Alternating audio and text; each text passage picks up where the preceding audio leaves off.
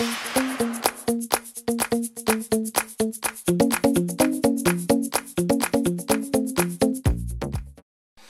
filles, vous allez bien? Je vous retrouve aujourd'hui pour une nouvelle vidéo. Et oui, ça faisait longtemps que je vous avais pas fait une vidéo sur le guide de la beauté et je me suis dit que j'allais vous en faire une ce mois-ci, pourquoi pas, allons-y.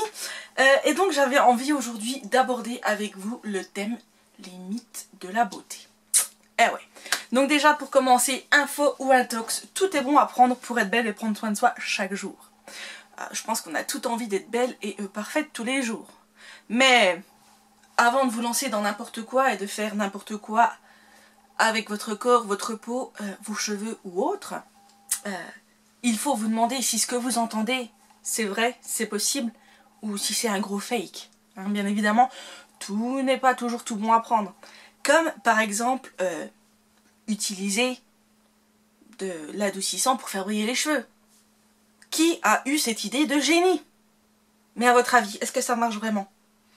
Moi, j'en suis pas si sûre. Donc, à force d'entendre ceci ou cela, hein, bien évidemment, vous finissez par y croire et c'est comme ça que naissent les mythes. Et oui. Donc dans cette vidéo, je vous propose de démêler le vrai du faux avec toute objectivité. Ça vous tente? Allez, c'est parti, suivez-moi, on y va. C'est parti, premier mythe. On a déjà tous entendu la fameuse phrase « Mais si tu fais un lifting maintenant, tu seras obligé d'en refaire dans 10 ans. Et d'en refaire encore un après, etc. » Alors, petite explication, parce que c'est pas tout à fait faux, c'est pas tout à fait vrai, vous allez comprendre la nuance. Il faut savoir que l'acte chirurgical, que le lifting, n'empêche pas le vieillissement de la peau. Il vous donne un coup de jeune, bien évidemment, mais n'empêche pas le temps de faire son œuvre, comme on dit. Donc, il est normal que 10 ans après, ou même 5 ans après, vous ayez besoin d'en refaire un.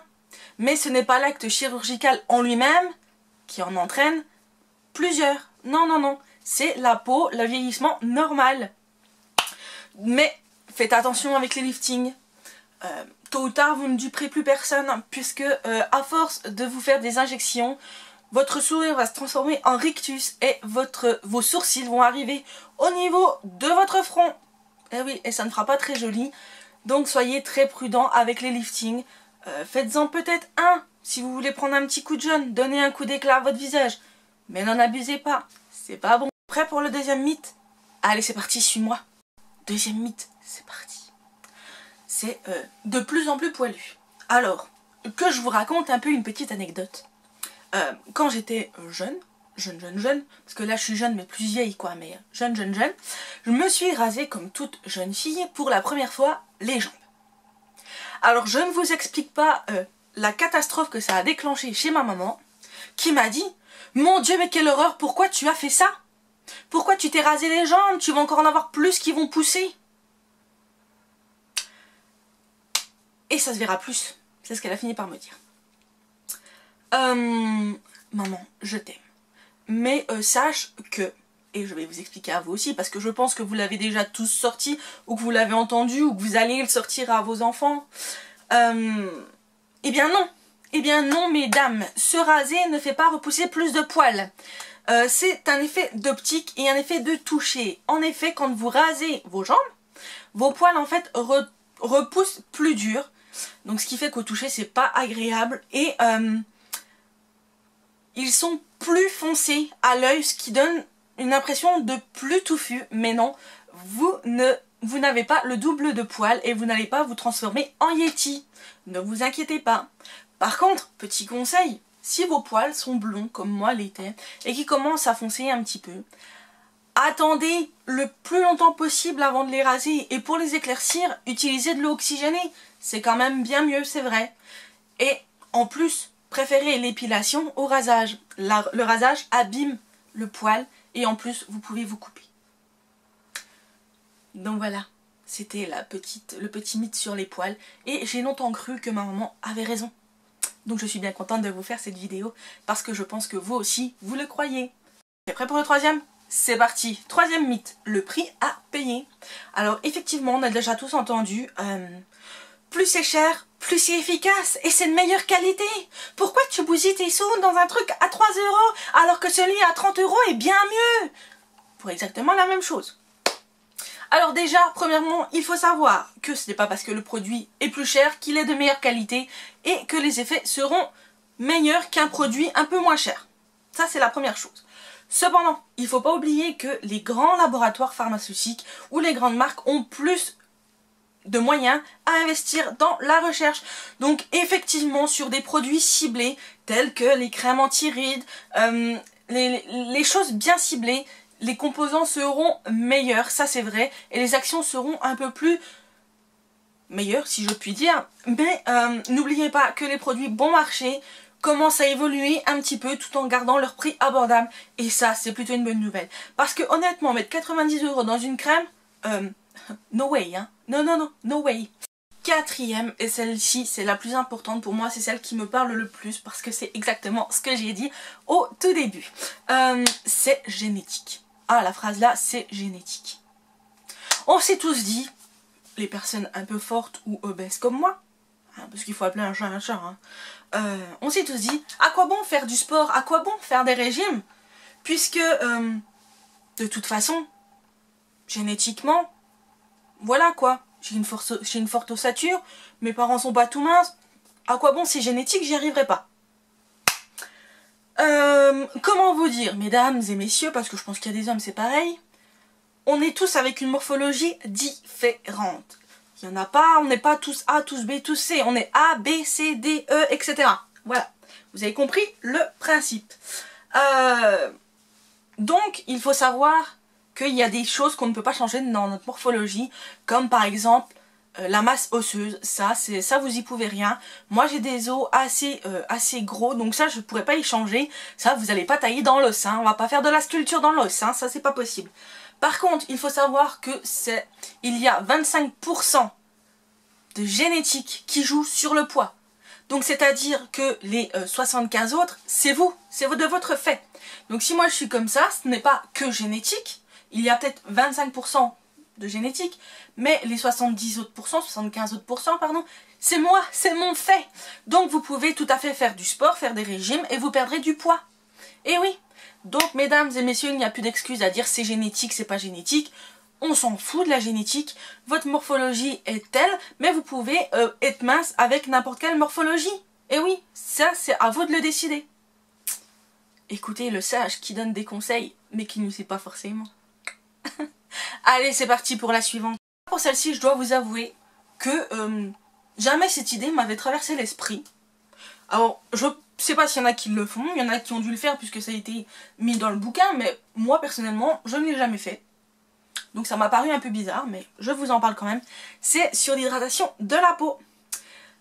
Alors on a dû entendre, puisque c'est dans le truc, que si la crème était appliquée sur le corps mouillé, hein, humide, elle pénétrait mieux la peau et la peau est encore plus douce. C'est totalement faux, mesdames. Totalement faux. Sachez que l'eau dilue les principes actifs de votre crème. Donc ça ne sert à rien. Vous mettez votre crème pour rien. Elle n'aura aucun effet puisque la peau n'aura pas le temps de l'absorber. Ni les bienfaits, ni la crème. Donc cela ne sert strictement à rien. Autant rien faire, c'est la même chose. En revanche, petite astuce, petite info, petit conseil, qui est bon à prendre je pense, quand vous sortez de la douche ou du bain et que vous avez pris une douche bien chaude ou un bain bien chaud, vous vous séchez bien et appliquez votre crème tout de suite. Les pores de la peau sont dilatés avec la chaleur, donc la crème pénétrera encore mieux et votre peau absorbera tous les bienfaits de la crème. Donc voilà, ça c'est une petite astuce, mais surtout ne sortez pas de la douche sans vous sécher et vous dire allez hop, vas-y, tartine-moi de crème, on y va, c'est parti les cocos. Non, hein, c'est pas comme ça, faites attention. Hein. Et oui, faites les choses bien, sinon vous allez gaspiller votre produit. Et ce serait dommage, surtout au prix où coûtent les produits à l'heure actuelle. On va essayer de pas trop gaspiller. Allez, suivant. Et voilà, le 6e et dernier mythe, on va dire, pour ce qui est de la beauté, c'est l'histoire du soleil. Alors, comment vous dire que c'est un conseil en le lisant qui est vraiment très très bien, mais c'est vrai que personne ne l'applique. Moi la première, et vous aussi je pense. C'est la fameuse phrase, il est complètement inutile de se mettre de la crème solaire sur le visage quand il fait gris dehors. Bah oui, ça sert à quoi? Il fait gris, il n'y a pas de soleil. T'es con ou quoi? Non, mais pas de crème. Eh bien si, il faut en mettre. Et je vais vous dire pourquoi. Moi aussi, je n'en mets pas d'ailleurs. C'est pas je n'en mettais pas, c'est je n'en mets pas. Et c'est vrai que c'est un grand tort, parce que ce n'est pas parce qu'il fait gris que les UV du soleil ne passent pas. Même si ils sont moins nocifs que quand il fait grand jour, et ça c'est vrai, que quand il fait grand soleil et ciel bleu, mais ils ont quand même un impact sur le vieillissement prématuré de la peau et sur les cancers de la peau. Pensez-y. Pensez-y, mettez une crème de jour avec un indice de protection, ce sera mieux. Ce sera mieux pour vous, ce sera mieux pour votre peau, vous vieillisseriez. Non, ça se dit pas trop ça, cocotte, vieillisseriez. Votre peau vieillirait moins vite et vous limiteriez les cancers de la peau. C'est plutôt bien, non? Donc pensez-y, et la prochaine fois que vous achetez votre crème de jour, essayez d'en prendre une avec un indice de protection. Et voilà, c'était le dernier mythe de la beauté. J'espère que cette vidéo sur les mythes de la beauté t'a plu. J'espère qu'elle t'a apporté pas mal de choses. Moi, j'ai pris plaisir à la faire. J'ai appris quelques petits conseils plutôt utiles. Certains un petit peu moins, mais après j'ai appris pas mal de choses. J'ai pris plaisir à vous la faire, à vous la tourner. Je me suis éclatée, comme vous l'avez vu dans la vidéo. Cette façon de vous dire les choses est un petit peu différente, mais moi j'aime bien, je m'éclate. C'est mieux que d'être assis sur sa chaise, hein. Voilà. On va pas se faire des autocritiques, mais un petit peu quand même. Donc j'espère qu'elle vous a plu. Je vais bientôt en faire une autre sur les mythes de la minceur. Donc si ça vous plaît, n'hésitez pas, et si ça vous intéresse, surtout n'hésitez pas à rester connecté. Elle sortira, je pense, courant mois de mai. Moi je vous fais des gros bisous. Je vous dis à très bientôt.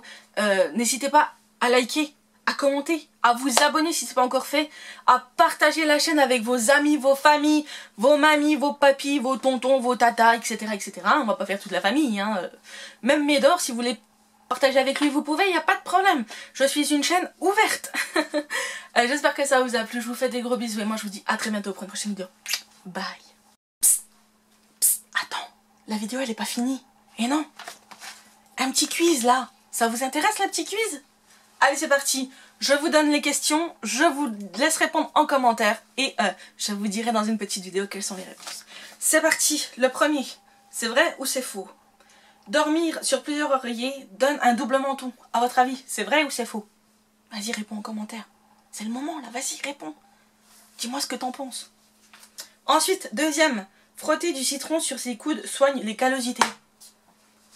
Ça, c'est un vieux remède de grand-mère. Utile, futile? À toi de décider. Ensuite, porter un soutien-gorge pendant la nuit empêche la poitrine de s'affaisser. Alors, t'as testé? Qu'est-ce que t'en penses? Pas très confortable ou confortable? Ça marche ou ça marche pas? Donne-moi ton avis en commentaire. Et ensuite, quatrième et dernière, le sport fait prendre du poids. Ça, c'est facile, je pense que tout le monde sait. Donc toi, derrière ton écran là, oui, toi, je sais que tu sais. Donc réponds au moins à celle-ci. Allez, c'est parti, je vous laisse répondre. Je vous donnerai les résultats dans peu de temps. Je vous fais des gros bisous et je vous dis à très bientôt. Bye.